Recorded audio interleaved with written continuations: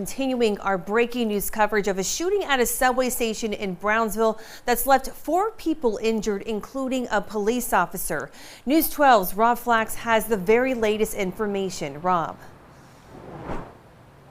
Yeah, Nadia, the officer who was injured as part of that incident tonight, recovering in the hospital behind me here at Brookdale Hospital in Brownsville. Currently, the Sutter Avenue L train station remains closed as police are investigating that incident. They say it all started with a fare evasion and it ended with gunfire ringing out in and around a subway car. Started because somebody wanted to come to the transit system with a weapon. Somebody who, as the mayor said, had a history of crime and a history of violence. Police say they tried to stop the suspect after he failed to pay for a fare. That's when they say he threatened officers before attempting to hop onto the train to flee, telling officers he would kill them if they bothered him. And at one point, he's advancing on one of the officers with his knife. The officer stands back, he draws his weapon, and then both officers at this point fire. Tonight, the 37-year-old suspect and a 49-year-old civilian are in critical condition. A female bystander and one of the officers involved are in a stable condition. I believe at this time that our officers were the only ones who discharged weapons at this time. I don't know if that'll change. The incident shaking up New Yorkers as advocates call for more safety on trains and rolling back bail reform. Everybody is scared to get on a train because everybody is just trying to make it home from their 9 to 5. They don't have nothing to do with what you and the cops got, or whatever crime you committed before you got on the train. You know, the laws right now in Albany, we have a lot of violent criminals, repeat offenders out here, and that's a crisis that has to be dealt with. Now again, that 39-year-old victim tonight in critical condition, as is a 45-year-old man who was a bystander when that incident happened. Again, the officer who was part of that incident also not in critical condition. They are in stable condition, as is a woman, again, another bystander here from what we now know was in fact police gunfire. In Brownsville, Rob Flax, News 12 Brooklyn. Now to an update of the Gilgo Beach murders investigation. Police released new sketches of the victim known as Asian Doe. They also gave never before released details about their death. Our investigative reporter Rachel Yankunis is here now to break it down. Rachel, the victim has been nameless for nearly 2 decades. Nameless and no leads, Joe, until a big break in the case came when law enforcement were able to narrow down the victim's ethnicity from Asian to Southern Chinese using DNA technology. They used that information to reconstruct these new images of that victim, which Suffolk DA Ray Tierney says is a painstaking process. This person had a name. This person had family. This person had friends. The Gilgo Beach Homicide Investigation Task Force is hoping these new renderings might jog someone's memory.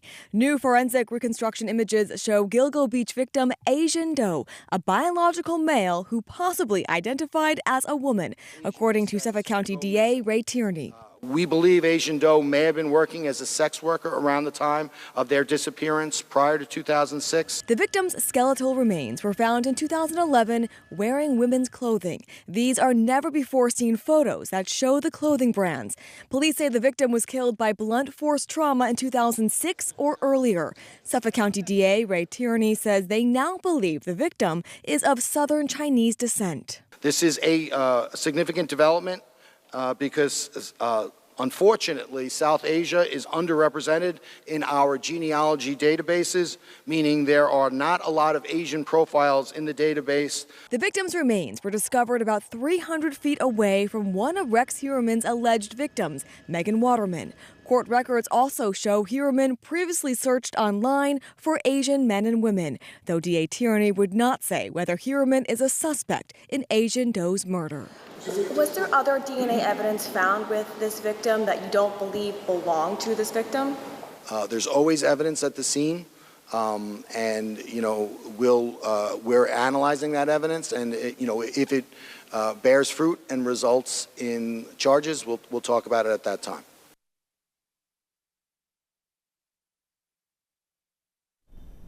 DA Tierney says his office is coordinating with other agencies, including the NYPD, to help translate and distribute these new images in Asian communities. And Joe, there is a $2,500 reward for information that leads to uncovering the victim's identity. All right, what a process, though, to go through all that. It's a long process. Yeah. Well, that emergency call caused quite a stir, but everyone is okay. We want to show you exactly what it was. Take a look with us. This is a shipwreck called the Rhoda. Now, this all started before 11. Nassau police say they got a call about an overturned boat a couple of miles off Jones Beach. The aviation unit, Marine Bureau, and the Coast Guard all raced to help, but they quickly saw there was no emergency or capsized boat. Turns out it was the shipwreck. I was always wondering what that was. And as you told me, I'm pretty amazed. It's going to fall apart, and we're going to see lots of pieces, a lot of shard metal. Oyster Bay's town supervisor tells News 12 the Rhoda is a 315-foot-long cargo ship that sunk off the coast of Tobay back in 1908. He says the spot is very popular for fishing, diving, and spearfishing. And he says in the fall, they actually see a lot of people fishing for striped bass off of that wreck. So again, everybody was okay. No emergency, just that old shipwreck.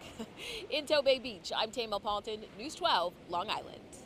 Good afternoon. I'm Simon Chowdhury. Now, a game of baseball interrupted when a large tree suddenly falls on several players. And it all happened on video at a youth game over the weekend in Monmouth County. News 12 New Jersey's Tony Caputo spoke with some of those players in Fairhaven, as well as town officials. The tree branches hit two juveniles.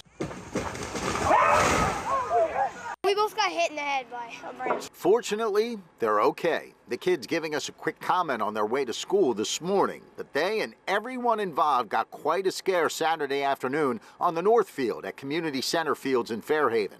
A large tree from a neighboring property came crashing down on the several players in the dugout area.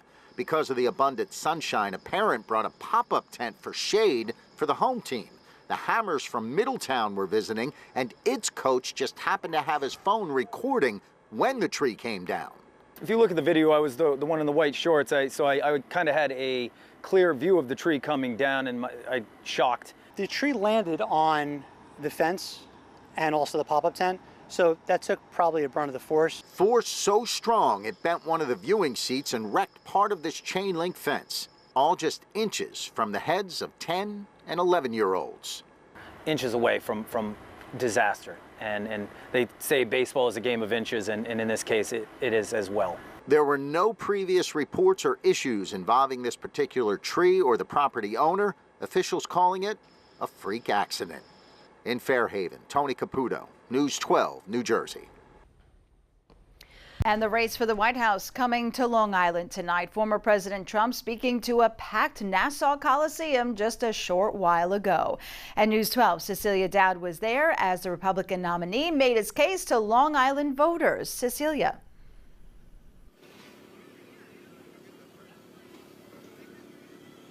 That's right, Antoinette. I think on the minds of many tonight were the two recent assassination attempts on former President Trump. It's something he himself even brought up at the rally. But people can breathe a sigh of relief. Everything is over here, and the night appeared to have gone very smoothly. Now, thousands packed the Coliseum, waiting hours, some even longer, to hear the former president make his presidential pitch to the people.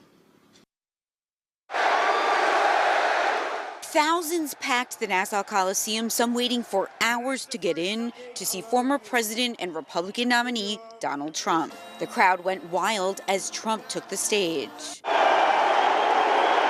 Our towns like Uniondale, Levittown, Hicksville, Huntington. These were great, great towns where you grew up and you loved and you stayed. But look at what has happened to New York and the other states. The former president and presidential hopeful took to the stage a few minutes before 7:15 and didn't wrap up until after 8:30. I will cut taxes for families, small businesses, and workers, including restoring the SALT deduction saving thousands of dollars. Trump used the moment to appeal to Long Island voters, reiterating his new promise to restore state and local tax deductions, or SALT. But it was actually Trump who capped those deductions at $10,000 in 2017. But many in the crowd say they were just happy to see the candidate here on Long Island. One woman says she'd been waiting outside since Monday. Why wait that long? Because my president is worth every minute. It's really exciting. I mean, this is the old barn where 4 Stanley Cups were won by the New York Islanders.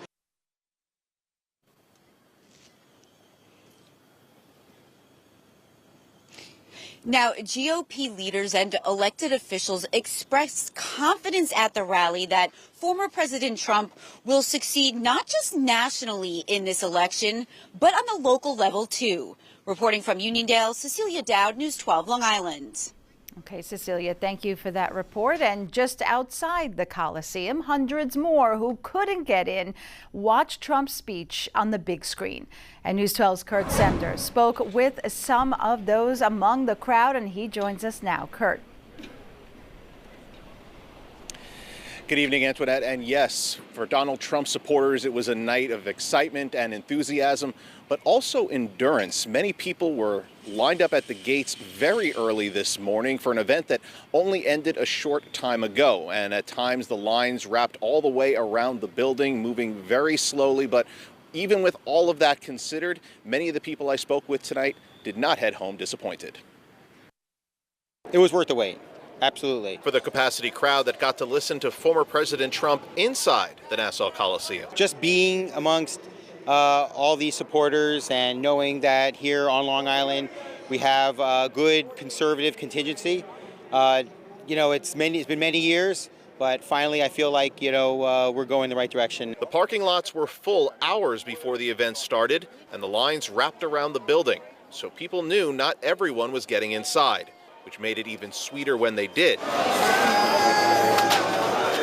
and heartbreaking when they didn't. Still, hundreds stayed to watch Trump on the big screens outside the Coliseum. Even if we didn't get inside, the people around us, we see that we all at the same page, we all have the same mind, and that's what unites us. Nassau County Police Commissioner Patrick Ryder tells us everything went well dealing with security at and around the building, and even though the president has left, they still have a lot of work to do. We got a lot of work done. We got to get these 16,000 people out of here, and the other 2,000 to 3,000 that are still here in the park, we got to get them to the cars, get them out of here safely.